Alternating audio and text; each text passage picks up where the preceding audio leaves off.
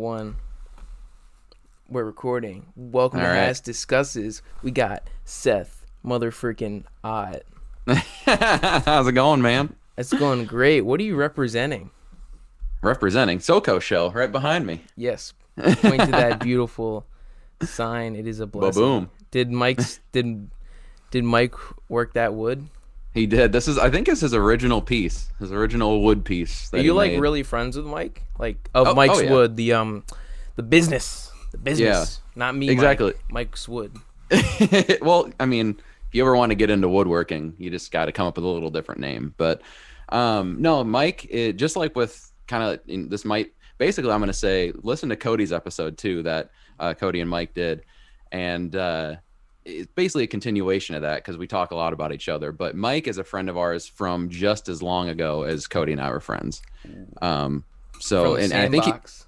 yeah, yeah, we were wearing the same diapers, eating the same Cheerios. It was great. No, we I think Mike knows Cody longer than me actually, just by a little bit. But yeah, so lifelong friends, and he's gotten into old man habits like woodworking, and Cody and I are pretending to be podcasters now. So You were after not 3 years. pretending, you were solidified. Yeah. Yeah, I'd have to say I'm quite a fan. And after this, I have as of today, I've interviewed every member of the SoCo show. You That have. bucket list thing, that's checked off because obviously you got Cody Michael and Jared Buckendahl, J Buck, fuck Mhm. small. Um, yeah. Welcome Yeah. all Buckendahl. How long has that like been a nickname for him? Oh, I think. See, I heard it like I think on a podcast. Maybe is the first time I heard him say it, and I think it was something that his friends in like from when he was in school. And Jared's probably going to correct me down the road here, but I think it's something that he was nicknamed in school or whatever, and then it just kind of became a joke. But yeah, I think Yeah. that's a good nickname. Yeah. And on the new episode you had Nolan on. That was Hmm. interesting. Is he just like is he kind of like that other girl that pops in every now and then? I forget her name. Is that when Nolan going to be? Or are you eventually you're going to have 30 hosts? Nolan is. I mean, he's happy to come on. We're happy to have him anytime he wants to come on. But he's in town with Jared for a few more weeks, so he's gonna be on. We're recording actually right after this, and he's gonna be on with another game I created. So we're gonna do some new games, That's and what's awesome is like since I talked with with Cody, I started noticing way more games and stuff. yeah, Since the September episodes. Like the debate, yeah, one, and that was in season. I'd say we yeah, understand why the debate in your yeah, show happened because there's other popular debates which right. could be called quite controversial. Um, you know, um, Yeah, that's what inspired it. That's that's yeah, why I wanted to do it. Is because of those debates going on, and I think we had more at least. Maybe equally entertaining, but probably more informative than what the actual debates were. yes, yes, yeah. So I heard you were listening to Barack Obama's A Promised Land. Yeah, I love that book, man. We were messaging because you had brought up that talking about that, and so I just kind of kicked into high gear on that one. It's a long book. Are It's you like 30 listening hours. or What? Yeah, listening. Yeah, shout out to Audible. Hell yeah. I actually use your little referral link because I want to support you guys, and also like I've been starting to get into Audible audiobooks because like I'm getting lazy with like I was reading a book about like Charles Manson or something like that, and it's just annoying like flipping pages like just keep stack like I can audiobooks are like as big as podcasting now almost, but a little bit not as big. Yeah. Obama talks in his book that Oh, really? he talks about audio. He used to listen to audiobooks all the time, driving back and forth. No, but is So, he the narrator? oh yeah. He's the one who does it. That's It's gonna be dope. satisfying. Yeah, it's dope. He even adds because I was nervous at first. He's a little like speech like, kind of sound like him doing a speech at first. But as he goes on, you can tell he gets a little more comfortable, and he'll like laugh in places and add little like things here and there. He'll do accents, and he's like all out in this book. He's swearing and he's just being himself, which is the best thing. Yeah. It's so good. I've listened about 10 hours now. And I recommend it. If you're a fan of him just in the slightest, you're going to love him more by the time you're done. The thing is, that I was like, I was watching a lot of really old interviews with him, like 2006 on Conan. Mm-hmm. Conan's the best late night host, by the way. Oh, hell yeah. Or Letterman. But, Carson has a few good ones. Anyways, yeah, Carson has a couple really good interviews with like, or it was Dick Cavett. Dick Cavett had a couple really good interviews with Scorsese that I really liked. Scorsese's really good in interviews because he's so enthusiastic because, you know, he used to be on coke in the 70s. Like how most of his movies were fueled back then. Yeah, but that's what his movies feel like. Mm-hmm. Is that a prop from Shot Ones? No, this is just some good old fashioned whiskey in a I poured too much actually, but no, Shot Ones though, we did not use good whiskey for that. We used real bad whiskey, like $5 whiskey. So I can't wait for y'all to see that. It's just the trailer I loved, but the whole thing is going to be great. But it looked like actually like well edited, to say the least. Like it was like y'all amped up the production value for it. Did you guys partner with Room 56 Studios for it? We have now, and when we made it back, I think in like March maybe. That episode was made in March that I saw the trailer for. Yeah, and we made a second one too actually since then, so there'll be another one down the road. But we made that way back and before Room 56 Studios even existed. And so this last week, apparently Nolan, who is the other person in Room 56, spent all night just editing it. So it is Room 56 Studios, but I guess the free version of it. It's like if you get Audacity or Adobe, you get the free version. And then you have to pay. This is like the sample for everyone. For Shot Ones, is that what you mean? Yeah, for like the editing, you can see this is what Room 56 Studios can do for you. Oh, you know, so it's like a low key little you get a little sample of it because I don't think we paid for it.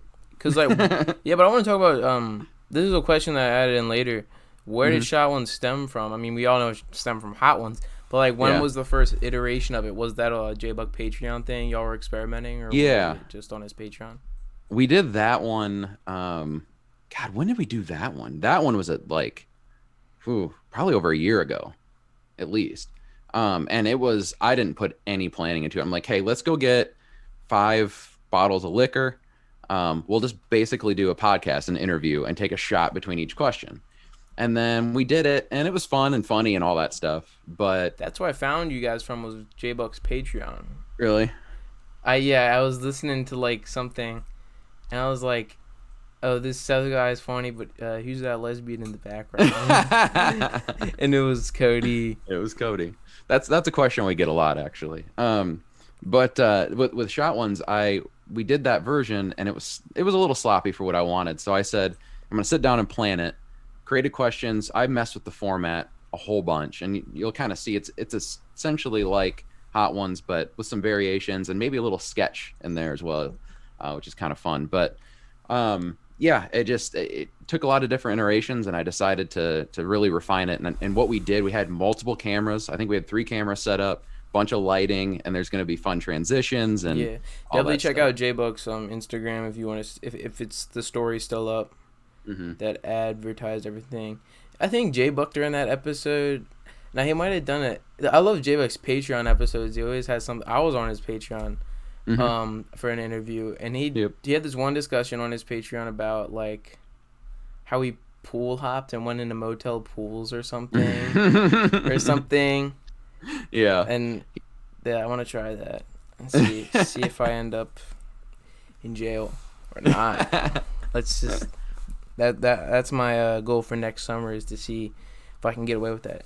Anyways, so after I already finished the Matthew McConaughey book, but I plan on reading the Promised Land novel next, listening to it. Have you heard of the new Matthew McConaughey book? I have actually. It was actually, I came down between that and Obama's book, but Obama's book is more expensive because it's like 30 hours long. So I said, free credit, I'll go with that one. But McConaughey one, He was on Hot Ones too, actually. I'm a pretty big fan of Hot Ones, so that's kind of why I stole it. Damn. Stole that idea. But I heard him on there. He's such an interesting dude, so I'm excited to check it out. Did you like it? Oh, it wasn't like a normal biography. It was very Yeah. like he trying to kind of presents a certain motivational philosophy. Like he says there's moments in life where you realize that this was a red light and you can learn from this Mm. red light Mm-hmm. and make you help you find green lights. And then there's Mm-hmm. moments where there's yellow lights where there's very a stressful situation where you don't know what to do, and that will end up to either a green light or a red light. But he's not talking about that the whole life, but he'll talk about how like there's this weird thing about his career. So after he did like Dazed and Confused and right before he did A Time to Kill, which was like Mhm. his second breakout thing. Right. Like he did a couple like small movies like in the mid 90s, like, you know, some Texas Chainsaw sequel or something like that, or prequel, Right. and some other thing. And then he did a couple of those movies, and then he said, all right, I'm going to go to Europe and bike around Europe. And he just bikes around Europe for a month in the book. And these guys give him like free, these guys in Europe give him free like bikes because like they're really nice out there or something, or wherever he was in. It was like Austria or Germany, I forget. And then he goes back, and then he does A Time to Kill, and then he goes on this streak of like amazing movies and stuff. And then he's like, all right, I'm gonna go to the Amazon rainforest for like a couple months. Mm-hmm. And then he just goes to the Amazon rainforest, quote unquote, and then he goes back, and then he realizes I don't want to do romantic comedies anymore. And then he does Mud, Interstellar, and True Detective, which are three of the greatest creations to come out in the past decade. What's your favorite couple Matthew McConaughey movies? Mud is up there for sure. That's the one. God, when did that come out? Like 2012. 2012? Yeah, I was gonna say like that seemed a while ago. That was around when I started really getting. I kind of have like a weird roller coaster with movies early on. Like I didn't really start watching a lot of movies till I was probably like 15, 16. Like Clerks kicked that off, and then I went into like getting back into movies. And Mud was when I was on that upturn. I was like, man, this is a dope movie, and it kind of just got me into a kick of watching as much like smaller art house like movies like that, you know, where it's more of a character study type thing. So Mud was for sure one of my favorites. Yeah, prior to seeing Mud, I was a huge fan of like The Sandlot, movies like that. Mm-hmm. So then I saw Mud, and I was like, oh, this is like, and I go to the beach a lot, so like very water environment in the movie, and I like that. And I love the mystery behind Mud's character. And then Interstellar came out, which is very divisive among fans of Nolan. I'm a guy who thinks it's like, I'm the one guy who I think it's like a better version. I think it's like a modern version of like 2001: A Space Odyssey in a way where it's like, yeah, you can compare them and you can't compare them in the sense that like it's all about how humanity will one day be in a better place. And that's like a beautiful type of movie that sci-fi doesn't normally do. Sci-fi is normally, I'm the Empire, I'm gonna invade you. That's basically most sci-fi movies. But like what you see in like Star Trek, old Star Trek, not new Star Trek, you see in old Star Trek, you see in 2001: A Space Odyssey and Interstellar, and that's hopefully a better future for humanity, like which we won't get. Right. Yeah. Well, the way I see it is like, we're either headed to like complete anarchy or headed to Star Trek, and we'll see. Exactly. Yeah, we're at that point where it's like the point of no return in those type of movies where it's like in 2020 they could have fixed it, but now they fucked it up. Yeah. Interstellar, it's funny. I hadn't made that comparison, but that's a really good comparison, 2001 and that. Also, though, that movie is just super rewatchable. Cody and I were in Vegas like 2 years ago at the hotel, and it was on TNT. And we were going to get up and go do something and turned on Interstellar, and we watched the rest of the movie because we were so like, it's just such a damn good movie. So what point in the movie did you click to? I think it was actually pretty early on. It was, I remember it's with a dust storm in the field. Like there was just one early on in the movie with one of those. And just sticking from that point, and we watched the whole thing. And That's realistic though. The way the I'm not familiar with the Dust Bowl area. I'm not saying I'm talking about the Dust Bowl part of the movie being realistic. I'm talking about the well, that is realistic. It is realistic that if there was a Dust Bowl, you would be putting your plates facing downward. I guess I've read up on the 30s and the Dust Bowl. Anyways, yeah, I live pretty much in that area, so we learned tornadoes. Oh hell yeah, I always see a lot. But yeah, so at the end of the movie, right, when there's flashbacks to Zero Dark 30 lady, they all go underground. That's what would happen. We'd all go underground. We'd all flee. We would. There's like, you can't breathe up here. We'd all go underground. We'd find like caves, hidden caves of some sort. The military does have a lot of underground bases. Like there's this one place in Virginia.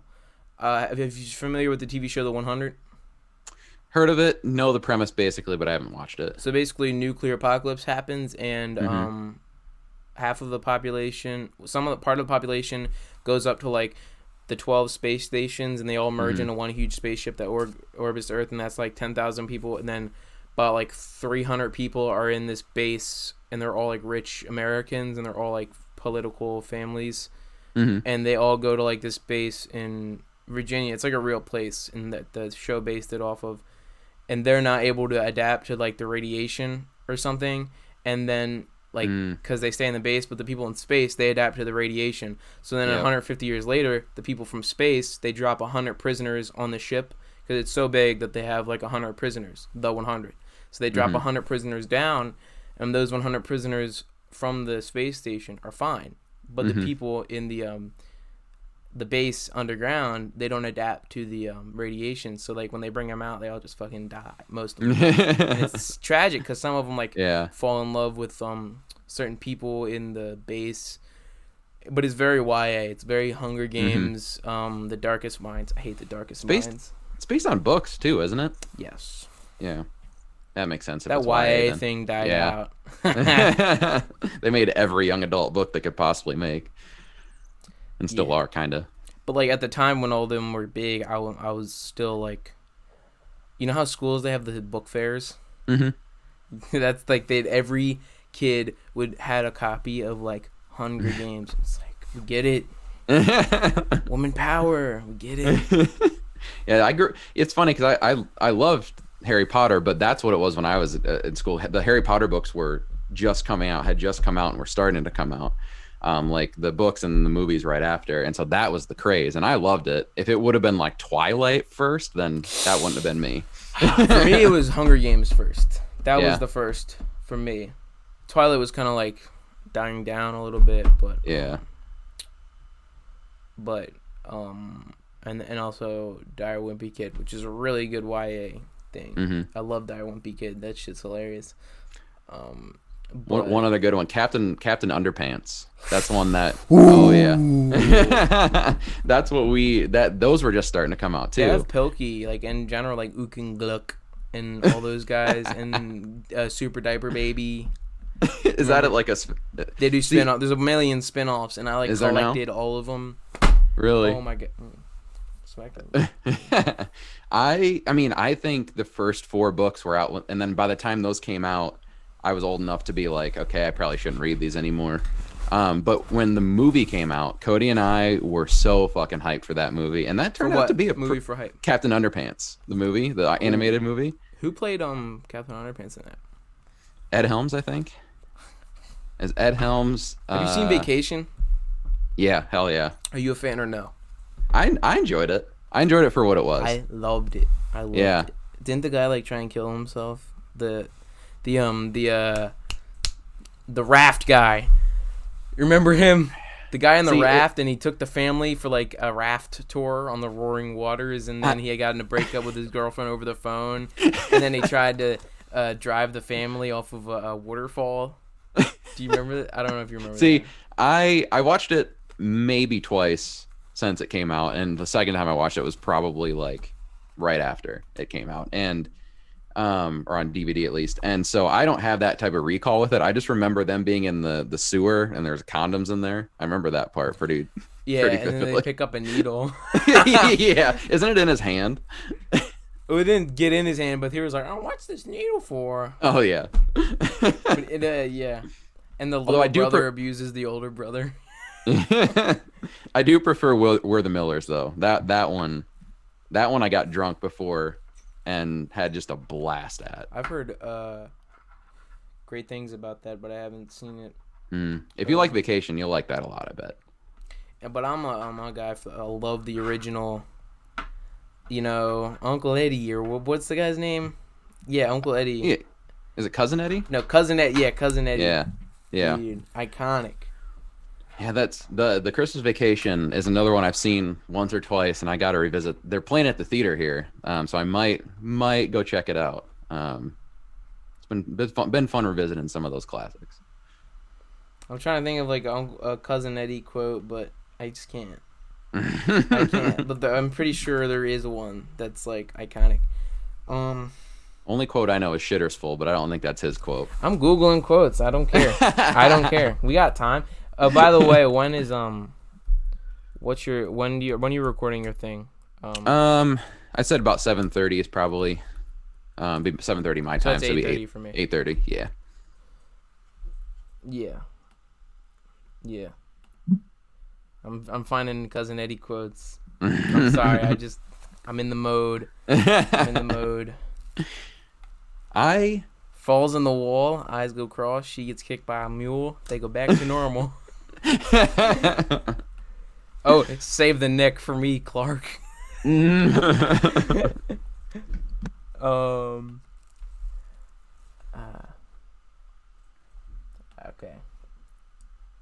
What's your favorite Lampoons, though? Probably Christmas Vacation. Yeah. That's those older movies. I didn't really start like being a huge movie fan until I was 15, 16 years old. So I didn't get a chance to go back and watch a ton of old stuff. I'm still rediscovering that. Especially now with the theaters not playing anything new, they're going through the old stuff. So that's been fun revisiting that stuff when I can. Yeah. Talk about like, those are like the movies that families should not watch together, but they should. If that makes sense, because they're very raunchy. Obviously. Another Matthew McConaughey movie. TV show. True Detective. You seen the first season of that? I haven't. That's one on HBO. I didn't have HBO when all those came out, so yeah, I got to go back. Well, have you seen Natural Born Killers? No, I've seen it on Netflix a bunch of times, but I haven't clicked on it. It's a Woody Harrelson movie. Yeah. And you ever like have those movies that like are very deep in terms of like philosophy and like the darker sides of humanity? Like that's what True Detective is. It's the opposite of every generic detective show. While there is that scene while they're checking out the body and I'm right down this, that, and the third who was in the area. But it moves past that and it sort of becomes this sort of drama between many different families that are of detectives, but also is like some very Illuminati cult trafficking ritualistic mess with elite families in Louisiana, and it's like, oh, it's crazy. It's a lot of it's like one of the only TV shows that I rewatched that season. Really? Like I've seen it rewatched about 3 or 4 times. Wow. Yeah, I that's one that I've heard is like perfect TV. What's a TV show that you rewatch constantly? I mean, it's pretty basic, but I do turn on The Office a lot. Community, I watch a lot. This month you're gonna be sad. Well, I got Peacock. What is going on Peacock? Yeah, it's gonna be on Peacock the first of the year. Did you just get Peacock because of this? No. I got a free offer or whatever, and it's actually free with ads. So, and it's certain content, I guess. But you mean a free offer? What does that mean? It was like a 6-month free trial or something like that. Because of your show? No, it was just email. Google had it Google got you. Google got you. They gave you that free offer. Yeah, I got one today. Spotify. There you go. 3 months. Like 99 cents. I'm an Apple Music guy. There you go. Yeah. But no, Community is a rewatch. Psych, I love Psych. That's basically any comedies I'll rewatch a lot. I have it in my mind whenever Better Call Saul ends, I'm gonna start Better Call Saul from the first episode, finish through that, go through Breaking Bad all the way, and then watch El Camino. So go through the entire Breaking Bad saga, and just relive that, because I've purposely not rewatched Breaking Bad because it is my favorite show.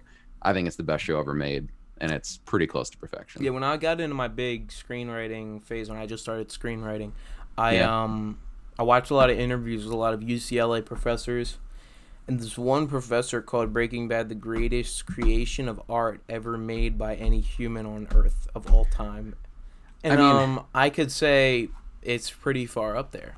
I'd say I couldn't really disagree with him, because like I'm a fifth season guy, because I love how in the fifth season there's train robberies, there's a montage of prison killings. Do you remember that? It was really fast. It was like the timer, dude. That was epic. And I love the story about how what he thought when he wrote it is because the writer of the show, creator and writer of the show, yes. You know the story. You're familiar with the stories. Oh yeah, I love Breaking Bad. I've listened to the podcast, all that stuff. Yeah, so like for the audience, I just want to say that he was out of work in the X-Files, and they joked that they might not get any work again, and they're gonna have to sell meth out of a trailer or something like that. And they also heard it in the news that a professor did that or something, or somebody was selling meth out of a trail. And then he got the idea to make a show where he wanted to turn like a school teacher into like Scarface by the end of the show. Yeah. And like, yeah, that's some good. I haven't seen Better Call Saul. I've only seen the 2 seasons of it, and I've only seen 2 seasons of Better Call Saul, and I've seen I haven't seen El Camino. No, I say El Camino. I mean, out of the 3, El Camino is probably my least favorite thing. So I mean, because Better Call Saul I think ends next 3 season. 3 El Caminos? What do you mean? What's that? I don't know. El Camino to me is like, out of the 3 things that they've done, that's probably my least favorite, but I enjoy it. I Better Call Saul it's very close to being as good as Breaking Bad. It's so close. The last season that they just did, there's some amazing episodes of TV in there. It just like multiple episodes where I finished the episode and I just had like chills afterwards because it was so good. Recommend it highly. I feel like the guy he plays Saul has a lot of charisma, and I definitely wanted to check out some of his stand-up comedy. Yeah, he was on SNL for a season. Bob Odenkirk. He's awesome. Yeah. So I got a couple questions about other creative ventures besides the podcast that you involve yourself with. Kind of heard about them on J-Buck's Patreon podcast that you were discussing them, but I want to talk about those creative ventures besides the SoCo Show podcast. Hell yeah. What's up? What are they? Questions again? Oh, I thought you were gonna ask me some questions about them. All I'm asking is, what are those creative ventures? I know. I assume I know what they are, but like you screenwrite, right? You're a writer, right? Yes, there you go. Yeah, that's what I thought you were leaning towards, but yes, please talk about that. I'd love to hear your scripts that you got or ideas. Yeah, I mean, it's especially, and I think I talked about it on my most recent time on Jared's podcast. It's been tough during quarantine and pandemic and stuff to have motivation or have a lot of inspiration in some ways, but. I've written one full short that I do not think is good at all, short film, but I did it, and so that was a good first step. Literally just today, actually, that you mentioned this, I just got a huge book, like probably like that thick of it's a screenwriting exercises. So I've kind of set in place here, like I'm gonna finish this thing. I'm gonna go through this whole book. I'm gonna do it. What's that book called? I'd like to look that up. Let me pull it up. I don't have it around me, but I think it's called a Screenwriters Workout. Let me double check it here. The Screenwriters Workout? Fine. Is it? The Screenwriters Workout. The Complete. Screenwriters Workout. Yeah, it was like $30 on Amazon. Will Hicks. Yep. Had some good reviews and stuff, and I just flipped through it because I just got it. Didn't have time to really sit down with it before I jumped on here, but it's got like just a lot of really cool creative thinking pieces. It's got just telling you how to write a script, all that stuff. So I think it'll just make me better, keep me more focused on writing, because my problem with writing screenplays is I have a great idea, at least what I think is. I can start it and I can end it, but that stuff in the middle, that's the hard part for me. That's the part where I start to get lost. So you're good at like formulating an idea and finishing, pulling through, but then you look back at it and you're like, yikes. And the dialogue for me, because the way I write just in general is very, I use a lot of good grammar. So I use grammar, I use punctuation, all that stuff, and that doesn't play well with scripts. Scripts have to be conversational. So yeah, what I was thinking is about dialogue. Don't say. I was like, I'm just thinking of stuff that I think about when I write. So I'm like, don't say the obvious thing, but still talk. Like, for instance, I was watching an analysis by Rob Ager. He's one of my favorite film analysts, and he was comparing Fury Road to The Road Warrior, and he was like, in The Road Warrior, there's a lot less talking in between the fighting. It's very documentarian. It's very it's not documentary. It's like there's less action cliches in it, and it's very well choreographed to the point where there's realistic accidents that happen, and everything's way more realistic. Like, there's a scene in Fury Road where someone goes up to Furiosa and tries to shoot her and is like, "We had a deal." Nobody says that, and they wouldn't say that. They just be like, "All right, I'm gonna go." In their head, that's what they say in their head. And obviously Furiosa shoots that person, but like in The Road Warrior, there's like a lot of accidents that would happen. Like, this guy tries to stab an arrow into a tire. His hand gets caught in the tire, and then he ends up pulling a motorcycle with him. That motorcycle goes under the car, and he gets run over, and it's just like, we move on. Yeah. And there's like, in the Fury Road script, there's a lot of moments where a character dies, and they look back at each other for about a minute and exchange their like farewell when in slow motion. They're like, goodbye. But in The Road Warrior, it's just like they just get run over. Let's see what Mel Gibson's doing, and the kid that he's protecting. You know what I mean? It's just like, let's move on, because that's what really happens if you're actually stuck in those scenarios. Yeah. So I don't know. That's just what I thought. You know, the one thing that plays well more for Fury Road though is that, or really Mad Max in general, is like, there's no rules in this world. it's this crazy ass world. But it is over the top. I feel like what Fury Road succeeds at is being more over the top and more exploitational. Yeah. Very just. No, I get. And then like before someone dies, there's like a shot where like they go up all the way to the camera and they're like, you know what I mean? And it's like 300 frames per second, or like you see someone's eyes before they crash into something. But that's an original edit from the original Mad Max 1, which I think is severely underrated. Is like the first Mad Max. Well, it's not fully apocalyptic. The first Mad Max, it's like right before society goes fucking nuts.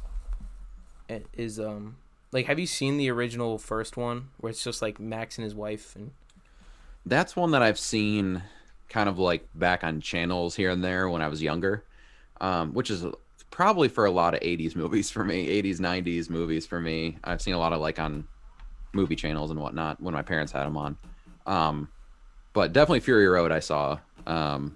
So I understand the world, but yeah, no, I haven't sat down and watched all of them. Yeah, it's very unstable in the world, very unstable, and like it's very uneasy. Are you a Beyond Thunderdome guy? Do you respect that movie? Heard a lot of good things. That's another one I've seen, just like bits and pieces. But you don't remember. Exactly. I got you. Do you remember the second one, the Road Warrior, vividly? Not vividly. The only one I know vividly is gonna be Fury Road. That one Cody and I saw That's in obviously theaters. what got the common movie Right. audience back It to it. revived. Yeah, it But revived what it I all. do want to see is like a successful attempt at a water world, like Mm. a water version of Mad Max. You know what I mean? Hell yeah. I mean, I'm down to remake it. You know, somebody give me the call. I'll remake it. And I actually do it. I've written a couple scripts where it's just like a better version of Waterworld. Has nothing to do with Waterworld at all. But in terms of your scripts, do you stem of it from reality, or do you are you writing some genre piece? Mm-hmm. Yeah, more reality for sure. The first one that I actually ended up finishing was more kind of about where I was kind of at in life at that point. Just like kind of stuck and having to make a decision on what I want to do moving forward, and then kind of had involved relationships, and then I was starting another one kind of about like a little bit about my relationship with my dad, but a little bit more like a little bit more broader, I guess. So kind of more real life stories, but I have written one. I've started another one that's kind of like in the past. I have started one that was more like apocalyptic, but not like zombies, or it's basically like a bunch of people just start dying out because their bodies cannot digest normal food anymore. Like, and there's only very few people who can do that anymore. And so basically the whole world kind of disappears. This guy thinks he's the only one left, and going through people's houses and trying to survive, and eventually stumbles upon someone else, and seeing everyone else around him die, essentially. So that was kind of that was one of the first ones I started, which was kind of dark, I guess. I mess with it, very like Children of Men type of thing. Yeah. Or yeah, it sounds very real. You know, produced by Room 56 Studios, of course. I always gotta shout them out. Hell yeah. What? What? Whoa. I wish I had a sounder thing for that. That screenplay sounds very real. Speaking of what's not real, this money is not real. This is a sponsor, Vice Props. Get your prop fake money from viceprops.com. Use code HASSCASH, HASSCASH at checkout for 10% off your order, and it supports the channel monetarily. Check out these Benjis, vibes. Use them for a music use them for a music video or a at the strip club music video, or the strip club. That's how you pull them. And you also can use them for a movie. When you find the remains of this worthless money in the future of your apocalyptic movie. There we go. Mm-hmm. Link below. I do not know how I got that sponsor. I don't know. They just emailed me out of nowhere. I asked them how they find me, and they're like, we have people trained to find the most unique YouTube channels in order. Like, okay, cool. And they just sent you some fake Benjis. They sent them. They just mailed it right to me. Man, would have been better if they would have messaged you after you got that. You've been like, holy shit, I got a whole bunch of $100 bills, and then they're like, oh yeah, we sent these to you. Yeah, check this out though. It says for motion picture. You can't see it because it's in reverse, but it says for motion picture uses only right there. Yeah. But like if you just show this part, then you can see that. It looks fucking real. Yeah. Yeah. That blue line and everything. Mm-hmm. Yeah, that's dope. I got 50s and 20s. Playing real Monopoly, or you play with Monopoly with real money. Dude, so today I posted about it on my Instagram, and I interview a lot of rappers as well. Yeah. And one of them said, I'm going to use it for a music video. Can I just can I drive by and get them? I was like, can you use my code at checkout? He was like, no. And I dropped, and I just went to the neighborhood pool and like put like half of like the fake money in like the mailbox of the neighborhood pool, and was like, just go by my neighborhood pool and grab them. I'm friends with him, and he's a unique character. Yeah, that's funny. Yeah, he knows a lot of prostitutes. So what will you do to fulfill these creative goals? Well, I mean, the first step, honestly, was that book. I kind of I got to that point because Jared, on that podcast, and I'll tell Jared about this too, but that podcast Jared and I did, Jared asked me a question. He's like, have you done any, like, listen to any podcasts or YouTube videos and stuff on screenwriting? And I said in that, no, eventually I'll hit that motivation point to do it. And for me, I have to do stuff in order to learn. I can't watch, I can listen, but I'm not going to do it as well. So I have to actually do it. And this book, you write in it and shit. So it's going to get me just at least solid with the process, hopefully. And then once I get that, like, the process fully down, my creative mind going, I think that I'll finish a solid script, hopefully next year. I'd like to finish it before I'm 30, which 29 right now. I turn 30 in August next year. So hopefully finish that out. Yeah, I mean, the guy who made True Detective, which was his first ever thing he's ever produced, he did it when he was, like, in his late 30s. So, I mean, what's that guy's name? Nick Pizzolatto. Okay. But he was just a professor, English professor at university, and he I don't know, but yeah, like, you don't have to do everything at an early age. There's no time. There's no, like, whatever age you're gonna do what you want to do it at that age, you know. Like, exactly. Jared, he's doing this all at 12. You know? He just got out of diapers last week. He's working. Yeah. I saw this one comment, and it was like, Jared looks 16 and 60 at the same time. And I was like, that's funny. Yeah. Facts. There's a malfunction in the face age app or whatever. That's what happened to Jared's face. That one, the age app that you scan your face. That's what happened to Jared. It went into, like, real life. It just went through the phone. Yeah. Yeah. That it's funny too, because it was probably a few years after we had met, maybe probably 4 or 5 years after we'd met, where I found out he was older than me, and I was like, holy shit, there's no way. Yeah. Not by much, but I thought he was a couple years behind us. You don't have to share how old you are if you want to, but it would be cool, but you don't have to. Oh, I said it on the podcast. It's on there.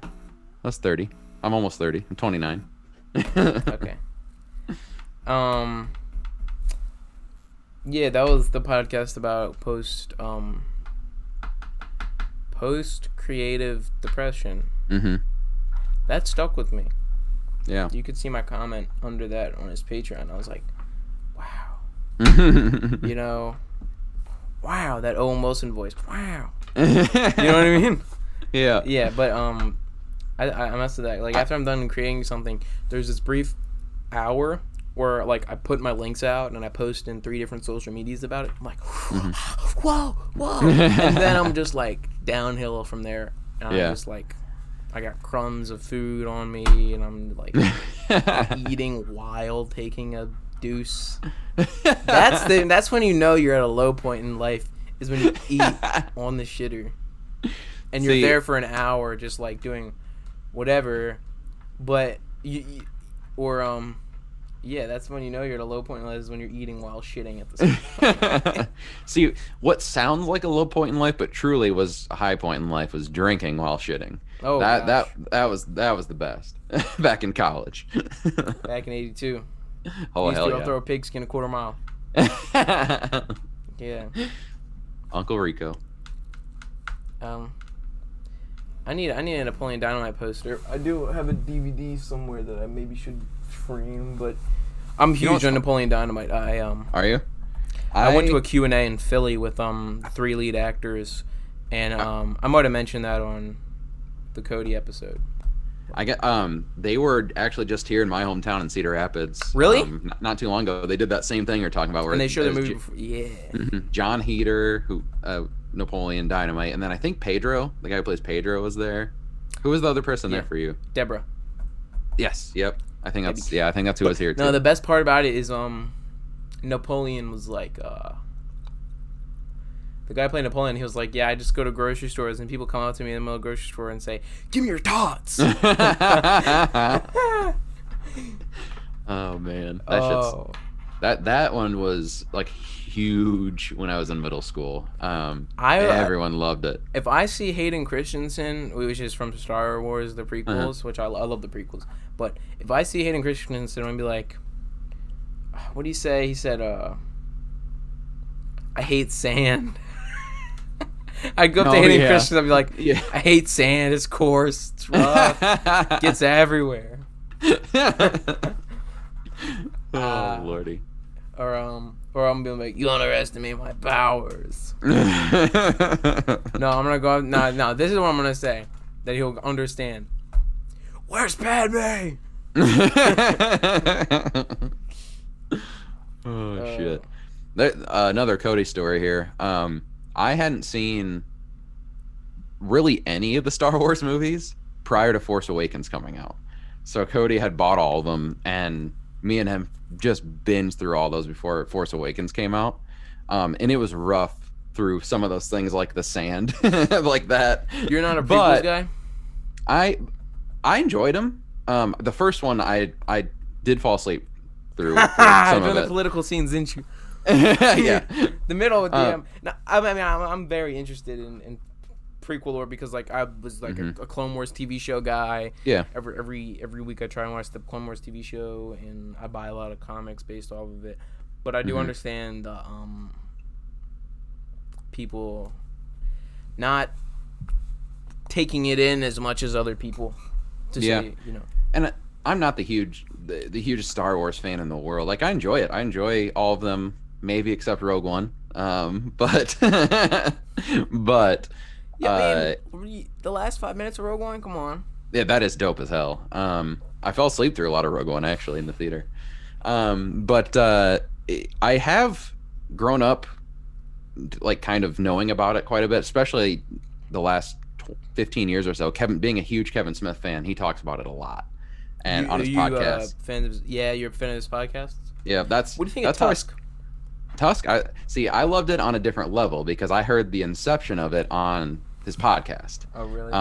And so watching that movie and knowing about that podcast and having listened to it multiple times, I was able to watch that movie play out over that hour and a half, exactly how a lot of that podcast went. So I appreciated it just on the fact of like, holy shit, you just made a movie about the weirdest subject matter possible from an hour and a half podcast you did while stoned with your best friend. Like that's hilarious in itself. Yeah. But the movie I loved. I thought the walrus suit that fucked me up almost. Like the thing about that movie is I just think it's a movie about karma. Yeah. That's what I think about it. Well, I do agree at times it's not really as entertaining as certain moments in the beginning. And that sort of compared to the beginning, it's not as entertaining, but I do agree that it does actually make a good point, and I think it's actually a significant piece of art that could be studied in film schools or something. I don't know. Yeah. Like, I actually think it's...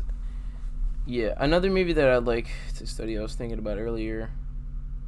I forget what I was thinking about earlier, but there's this one. I'm sorry, I do film analysis on my channel. Yeah. The last movie I analyzed was The Devil All the Time. Okay. I don't know if you've heard of that one. I've heard of it, never seen it. And then before that I analyzed Office Space. Okay. I feel like if you like Clerks, I've seen like that. Oh yeah, I've seen Office Space. I love Clerks, by the way. There's a mart, like a little Ocean Mart thing. It's like a little, store, deli store, convenience store, and it looks very similar to it, but it's not it at all. But like it's like you walk in, to the left of you is this long like counter with like the cigarettes behind it, and then there's the deli right there, and then to the right is a line of like candy bars, and then in the back there's the drinks. Very similarly structured, and the store actually is in Jersey. Oh, nice. Well, the real one's in Jersey, but the one I'm talking about I could bike to from my crib. So dope. Yeah, I've never been out to the East Coast. I've been out of the West a lot, but I need to get out to the East Coast, and I'm going to someday go to the Quick Stop. And unfortunately, they're closing the comic book store that he opened up in Red Bank, New Jersey. But they're opening up a new store like a block away. But I thought it'd been cool to go to that old store at some point, but that's not gonna happen. Yeah, yeah.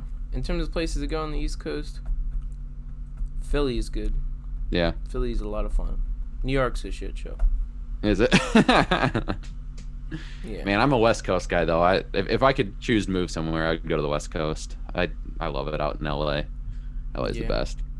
Delaware is I'm from Delaware, but it's quite boring, but I'm starting to make it fun by doing these little interviews and interviewing local people as much as other people. I feel like Delaware needs to be made exciting. Mm-hmm. I'm not saying I'm going to be like Jesus of Delaware, but you know, I feel like it'd be fun to make an area exciting. Didn't you used to live in Oregon though, didn't you? No, I did not. I've always lived in Iowa. Or did Cody live in Iowa with you? He lived in Iowa with me. Yeah, we lived together for out. Okay. Yeah, we lived together for like 4 years or so, I think. Yeah, 4 years. How's the kid you guys have? We were only 3 years away from common law marriage in Iowa, so but no, that was a good time. That's how the podcast started. So I can never underappreciate those times in my life because it was a fun time. Yeah, for sure. Would you want to direct? I was thinking you and me direct the Cody Michael documentary, and then me and Cody direct your documentary. Mine would be short and not as exciting. Cody does way more stuff than I do, so I would gladly. I would rather do a biopic about Cody, and we can hire Drake. Yeah, there you go. Yeah, you remember that? Yeah. Yeah, I'll talk with Drake. It'll be easy. Well, Drake, you know. He used to be an actor. You know, he used to be on Degrassi. Do you know that actually Barack Obama gave Drake the pass to play him in a documentary? That would be dope. Actually, I mean, honestly, I think Cody would do a good job as Obama. Yeah. Might do. I don't know. They'd have to have a match for that. Drake versus Cody. I feel like Drake. We don't know. Drake has mob ties, so I don't know if Cody would get away with that. I don't yeah, know. I mean, Drake would win anyway. I mean, you probably can't get through the few videos you've seen of him. You know, Cody's not a big man, so Drake would definitely take him down. Yeah. Yeah, Drake's always posting videos of him at the gym and stuff. But I think Drake works out more. Who do you think works out more, Drake or Kanye? I almost have a feeling Kanye just like sits in a gym for like 8 hours a day just to try and get the crazy out of him. And he's just lifting and doing push-ups and all that stuff. So I could almost see Kanye just anger strengthen his way through it. Yeah. I think Kanye, the only thing he's lifting is King James's Bible.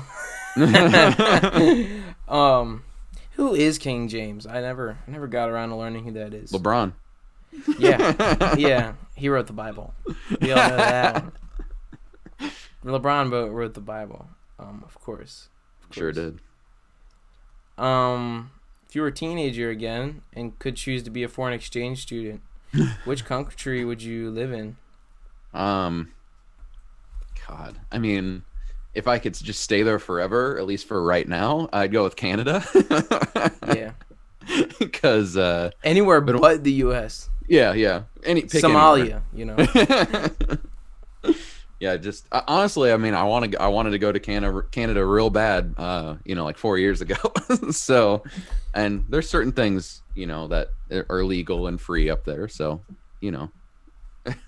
It's funny how we were the most country ahead of our time. 300 years ago, we were so ahead of our time. But now every country is just taking what we did and made it completely better. Mm-hmm. That's just a summarization of where we're at. But basically, I did an interview with some guy yesterday called Eric. And we were talking, he's from Brazil. And Brazil is very similar to us right now. That we both kind of have. We both have lack of faith in administrations that we've had in the past couple of years. Yeah.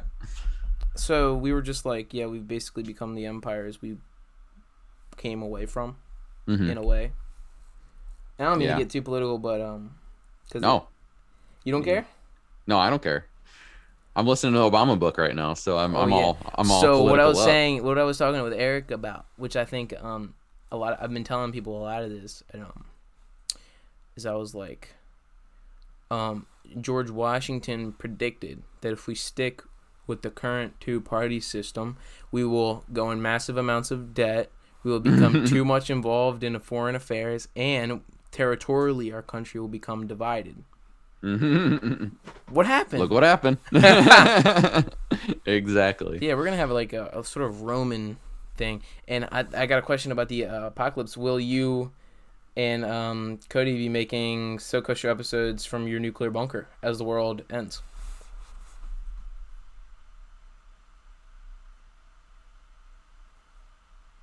What the fuck?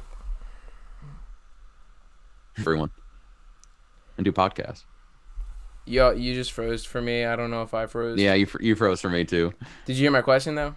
Yeah. Said if it does happen where the apocalypse happens, we'd do the podcast if we could. If the technology exists, we'd do it. Yeah. But if nothing else, we'll just gather crowds together and we'll do a one-man show. And you'll critique like or two-man show. You'll critique theater. Hell yeah. Or something. Make people do plays, and then we'll be the reviewers with Jared. Yeah. Yes. And Jared can come out and do oh. He'll just do it himself. The acapella. Or have Nolan with him.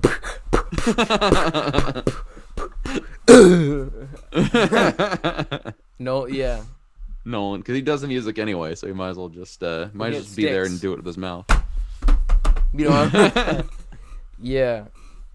Oh yeah, we'll be the most popular form of entertainment show. Yeah, for sure.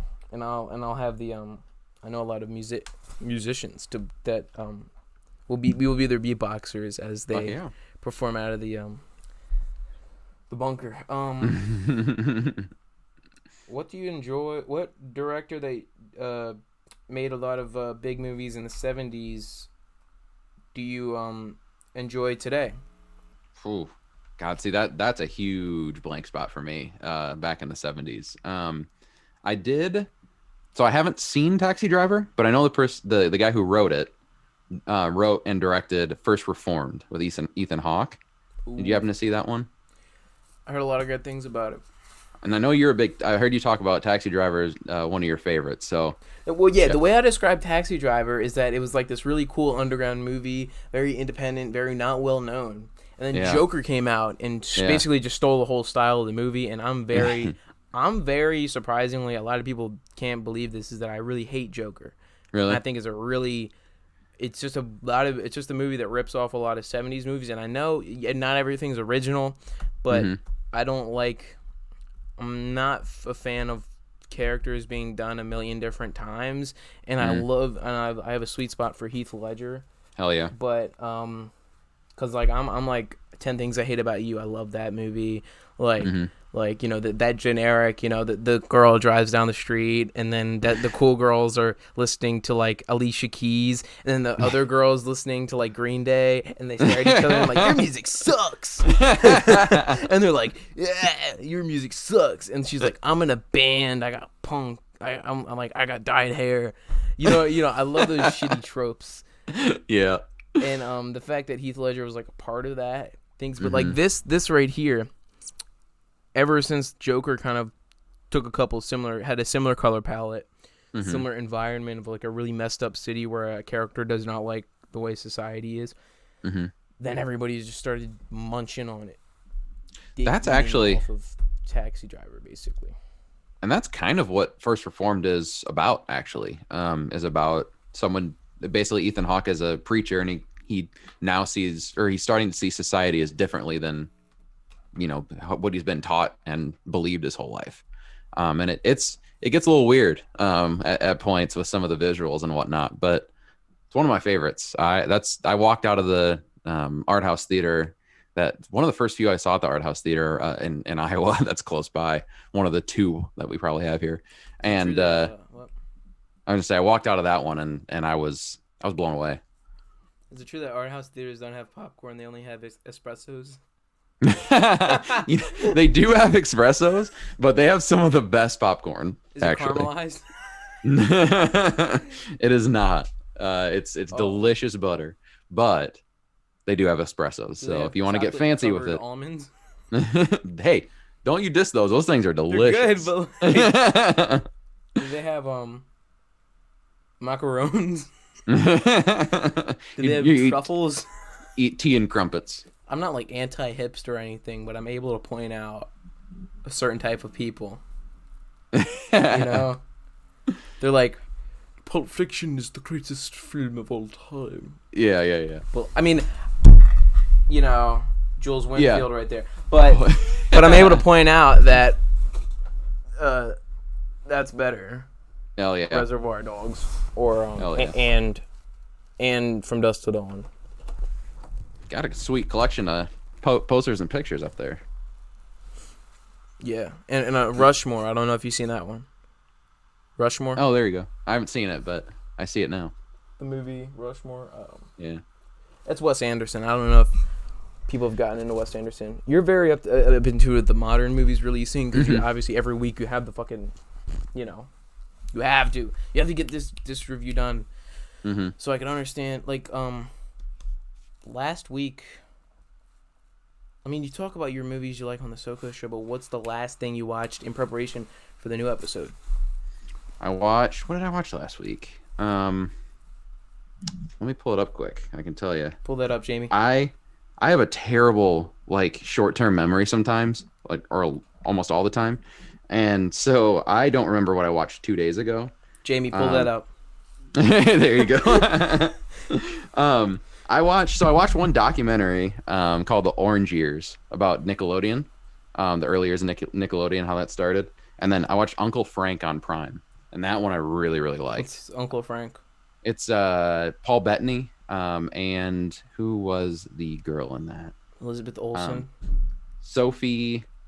She was in It. She plays young Sophia Lillis. Sophia Lillis. Yep. There you go. Takes place in the 70s, and she's the niece of Uncle Frank, and is basically when people being gay was starting to be accepted, and he's gay, and he's starting to come out and stuff like that, and some of the problems and troubles and things like that he had, Paul Bettany's character, and it's really good. Sounds like a very interesting progressive movie. I like that type of stuff. Oh yeah. Like but that one LGBTQ movie, MILF. I mean Milk. Yeah, I haven't seen that one, but I heard that's another movie down that lane. So any other failed attempts to do podcasts or videos prior to the inception of the SoCo show in August of 2017? Not that. I mean, we did do the ride home. Yes, I talked with Cody about that. Yeah, that one. Anything before that though? We tried doing multiple different ride homes, but we couldn't figure out the camera. It was the first time we ever did one. We used a phone, put a phone up in like the dashboard, and clicked record, and we talked for probably an hour, and it only recorded 12 minutes because that was the max capacity. And so we like redid that same movie, and it just turned out awful because we were repeating the same thing. We think we did it 5 times. I think it was Spider-Man maybe. Homecoming. And so we did the same movie a whole bunch, and it was terrible, and so we had to go through all those. I think we did maybe another movie and then finally got that one, but no actual like other attempt at it, no other shows or other ideas. It was basically like, I can remember the conversation we had. It was, I was standing on my stairs, he was standing in the kitchen, and we were like, fuck it, Jared's doing a YouTube channel, let's do, the ride home, let's do a podcast. And we did, and we haven't quit. Hell yeah. What year was the ride home? That was 2016 or 2017? 2017. Yeah, it was the same time. Spring, yeah, 2017 or early summer?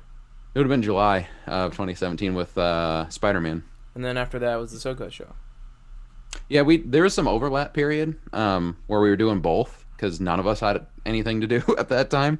Yeah. And so we did both for a while, and then the podcast, that was my thing. That's the one I wanted to start. I really wanted to do a podcast because I've been a huge fan of him forever. And so, what were you a fan of before? Smodcast with Kevin Smith, all of his Kevin Smith's podcasts, Hollywood Babylon, Edumacation, all kinds of stuff. And then there's another one that I listened to early on called TSM Radio. guy named Stu Stone was a rapper with Jamie Kennedy from Malibu's Most Wanted. But they had a podcast. It was like, I think it's one of the longest running still, like 700 episodes. And I wrote into that podcast. I talked with the guy Stu Stone for a little bit. I was Fan of the Year nominee at one point back in 2006. Nice. So, nice. Yeah, the podcast was what I wanted really more to do, and that kind of took more of my attention. And then we eventually quit the ride home, and then because Cody had to move too, and the podcast became kind of our baby together. Yeah. Yeah. Let me name a couple podcasts I listen to that you might know about. I don't know if you heard of the SoCo show. That's a good one. Movies Nonsense. I don't know if you heard of that one either. No, the Sean Chandler podcast, Just for Clicks, Joe Rogan, Duncan Trussell, Tim Dillon, Lex Friedman, Uncle Joey's Joint, Tangentially Speaking, Mike Media Incorporated. That's a good one too. There you go. I've heard you talk about Joe Rogan and being a fan of him. I'm a fan of a lot of the people in his crew. Yes. Like Andrew Santino, Theo Bobby Vaughn. Lee, Theo Vaughn, Brendan Schaub. King and the Sting and Bad Friends. Those are two. I never thought I'd do this, but I watch them like TV shows, like on my TV. I just sit there and after like work on Friday and watch King and the Sting every single week because it's entertaining as hell. And same thing with Bad Friends. Those are such funny shows. I love the rapport that those guys have. Another guy that was in the Joe Rogan crew was Christy Ailo, but we don't hear about him anymore. Yeah. But I mean, if he's not in jail, I can't make an opinion on anything he's been accused of if he's not in jail. I mean, I know that not everybody that gets accused of things, people that get accused, they do them and end up not going to jail. But I still go back and listen to a couple old episodes of Christy Ailo's every now and then, and that might be considered controversial if I had 1 million followers. But as of now, nobody knows about me, so but yeah, another people from Joe Rogan's crew I like is Duncan Trussell and Joey Diaz. Joey Diaz is unfiltered. That's what we need in this world, is lack of filters. Except for when it comes to certain hate groups, we need to filter them. Right. The way I see it is like, if you want to do what makes you happy, do what makes you happy, unless what you want to do that makes you happy takes away people's freedom and makes other people unhappy to the point where they can't control. Wait, does that make sense? Mm-hmm. Yeah, Kevin Smith talks about it. He said, do what makes you happy unless what makes you happy is killing people, hurting people. Hurting people, or he also says fucking kids, which is also a very true thing. Don't do that. Horrible thing. Yeah. So yeah, as long as you're not hurting anyone else and impeding on anyone else, and you're just trying to cause harm in any way, do whatever you want, man. Do what makes you happy. All right, so let's go to Twitter questions and then we'll wrap this up. Okie dokie. These are 3 from Jared Buckendahl. I don't know if you heard of him. Money is not a concern. What is your dream job / what you'd love to do for the rest of your life? I mean, screenwriting's the obvious choice, but one other one would be fantasy sports analyst. that I love fantasy football. I lost money tonight playing daily fantasy football for the game that was going on now. Like, I know way too much about football. I know the 3rd string tight end on the Colts. Like, who the fuck knows the 3rd string tight end on the Colts other than an Indianapolis fan? So, number 2 from J Buck is what's the best advice you've been given or personally heard? Wow. I mean, again, going back to Kevin Smith, a lot of stuff he says, but recently going back to screenwriting. Actually, Jared's friend Rob, who's been on some of his movies and nonsense. I'm sure you've heard some of his stuff. Rob who? Rob, I can't say his last name. Rob Schneider. I can't say his last name. Not that I can't. I just can't pronounce it. But he has written a novel. I read it, and it's fantastic. And he just gave me advice recently. He said, if you are reading your work and it sounds like you wrote it, rewrite it. And essentially the conversation thing, you have to make it sound like a conversation. So if it sounds like it's a written piece of work, redo it. We got to make it sound like a conversation. So you're saying like the best fiction comes from reality? Yeah, Is that what he essentially? Means? Yeah, that's what I was thinking. Cause I wrote a script. I was writing a lot of scripts. I wrote bullshit. And then something bad happened to me. Where you ever had one of them Cash App scams happen to you? Mm-mm. I had one of them happen to me. I got What's scammed that? by a lot of money on Cash App, but through Snapchat. And I wrote a script about it, and it's a great script, and I'm getting it shot soon. Nice. We'll see. I started a different YouTube channel for like my movies and music I got going on. I started a music group too. Anyways, yeah. So I like that whole best fiction comes from reality. That's another thing that Scorsese says something similar like that. Yeah, the only person who really can get away with like writing as like a straight up writer is Sorkin. Sorkin is so good with, I mean, his dialogue is so specific, but there's so much of it, but it's just such good writing that it doesn't sound like a conversation ever with what he writes, but man, it's good stuff. Social Network, whoo, it's one of the best movies ever. Fincher. You Mindhunter fan? That's not a question from anybody, but I'm just asking you. Yeah. I watched the first season. Loved it. Absolutely loved it. When the second season came out, there was a dump of just a bunch of shit that came out at the same time. And so that was like, that one I wanted to sit down and like sink my teeth into, and I didn't get to it. So I'm going to get there eventually. But I heard season 2 is fantastic. Yeah. The way it deals with the private lives of its characters. Yeah. Very impressive.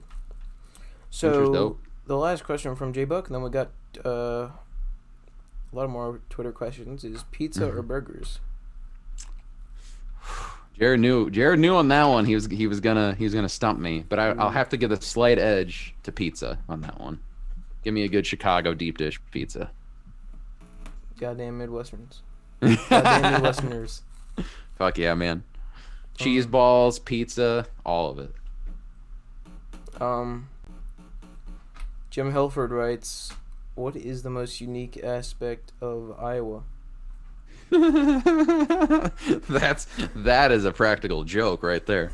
No, there's not a whole lot that's unique here. It's pretty, honestly, if you were to draw a template of like farm land, it's pretty much like that's what a lot of Iowa is. I live in the second biggest city. Jared lives in the first biggest city, and combined, it's not even half. It's barely 300,000 people in the two biggest cities in the state. So, yikes. like it takes me 2 hours to drive to Jared's, and I'm not kidding, 2 turns to get there. Otherwise, it's a straight shot, and it's just corn the whole time. Cornhub is probably the most searched website there. There is an adult toys and bookstore directly in the middle of my drive on the interstate. What's it Because called? there's so many truckers. What's it called? Lion's Den. Been in there before, actually. Don't tell me what goes on there. Well, they do have a try me feel action pocket pussy event, essentially, where you can put your finger into it and try it out before you buy it. How many truckers' fingers have been in the hat? a lot of those taco roller grease and whatever else they don't wipe their ass with. That must be I think I should rename that to Pocket HIV. The very least chlamydia. Gina Marie Christopher writes, top 3 favorite ice cream flavor and which perfect topping goes with them. That would be a whole podcast in itself to go through all that. Yikes. But I love Tonight Dough with from Ben and Jerry's. I love me a good chocolate chip cookie dough ice cream, and give me like a peanut butter chocolate brownie combo.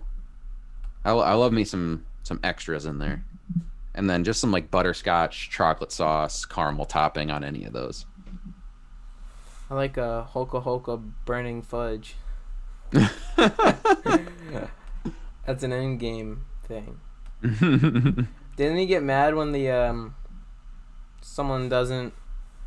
Who gets mad in Endgame when someone doesn't recognize him? Is that Ant-Man? He's like, I'm Ant-Man. You don't know who I am. Yeah. Because I think is it when he's trying to they're trying to take pictures? Yeah, with Professor Hulk. Yep. And he's like, you want a picture of me? He's like, who are you? Yep. I'm Ant-Man. The kids are like, I saw you in 40-Year-Old Virgin. I didn't know you're Ant-Man as well. That's a good one. Evan Kunkel writes, what's your favorite film? I hate that question. And Evan, he's hosted podcasts with me, and he knows I hate this question. So whenever I have a guest on, he asks, and I'm like, what questions do you want to be in the podcast? So he comments, what is your favorite film? Like, I literally posted a 3-page post on my Instagram of a list of like hundreds of movies that I like. So like, if anybody asks me that question, they can go there.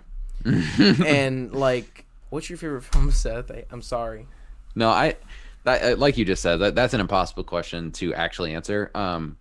My stock answer is always The Dark Knight, but that's not true. Yeah, that's true. Like, I end up, whenever somebody asks me, I end up saying something I don't mean. Yeah, I did though recently go in the theater again to see Dark Knight, and God damn it, that is a fucking amazing movie. Like you're saying, Heath Ledger, rewatching him do that on the big screen, that performance, I'm like, I know what Joaquin Phoenix did was psychologically deep and crazy, but the actual performance itself of Heath Ledger, you can't touch it. You just can't touch it. There's so many intricacies that he just does as Joker. I'm sorry, but Joaquin Phoenix, he was just a whiny little bitch the whole movie. Ever thought of not being a clown as a profession? Why don't you start, if you want to entertain people and make people smile, why don't you start a podcast? Joker. That should have been the end of the movie, because he should have started his own podcast. Yeah, he should have gone to LA, become a comedian. They say, oh well, if you want to become a successful comedian nowadays, you got to start a podcast, dude. Like, we need a parody version of have you seen the Tim Dillon episode where he dresses up as Jeffrey Epstein's temple and goes around Los Angeles as Jeffrey Epstein's temple, and he goes up to like some guy in a suit and he's like, I know you know who I am. I have not seen that, but that sounds hilarious. Funniest stuff. He's been a guest on Theo Von's podcast a few times, and he's funny. Yeah, he has his own podcast. It's really good. But yeah, he dresses up as Jeffrey Epstein's temple on Halloween, and he's like, so I'm out of work currently. My owner supposedly killed himself. I don't know if that's true. I'm pretty sure he just found a different island. So I'm out of work, and my whole life I was making people smile. I was making people smile by having rituals done inside of my thing. So now I think I've always dreamed of being a comedian. So I think I'm gonna head over to LA, and I got an agent, and my agent said I should start a podcast. So I'm doing good with that. And at the end of it, he's like, I don't know where things could go. Things could there's so many possibilities opening up, and it's just like that shit's funny. Ridiculous. Yeah, that's ridiculous. I could go on for 3 hours about Epstein, and I know you got 10 minutes that you gotta set up something else. But I'm gonna list a couple of movies like Truman Show, 2001: A Space Odyssey, Interstellar, Jackie Brown, Dumb and Dumber, Slumdog Millionaire, Uncut Gems, Secret Life of Walter Mitty, the Ben Stiller version, The Royal Tenenbaums, Eyes Wide Shut, Fred the Movie, mid-90s, Everybody's Everything, Revenge of the Sith, Lady Bird, Hot Fuzz, Boogie Nights, The Three Stooges movie, the movie version, from 2012, with Will Sasso. Fellowship of the Ring, The Sandlot, Diary of a Wimpy Kid, City of God, and Casino, which is better than Goodfellas. Hot take. I thought you were asking me to tell you which of all those movies is better than Goodfellas, and I was gonna say Fred the movie. Yes. Have you actually seen that? No, I did watch the Fred skits back in the day. Back in '82. Oh yeah. That's all the listener questions. Thanks for joining again. Hell yeah. Bucket list Thanks for checked having off. All SoCo show. Host interviewed. Oh man, this is a blessing again. Thanks for having me, man. That's fun. Stick around after I'm done recording, and I got to talk to you with something before you over something. Word. See you guys in the next video.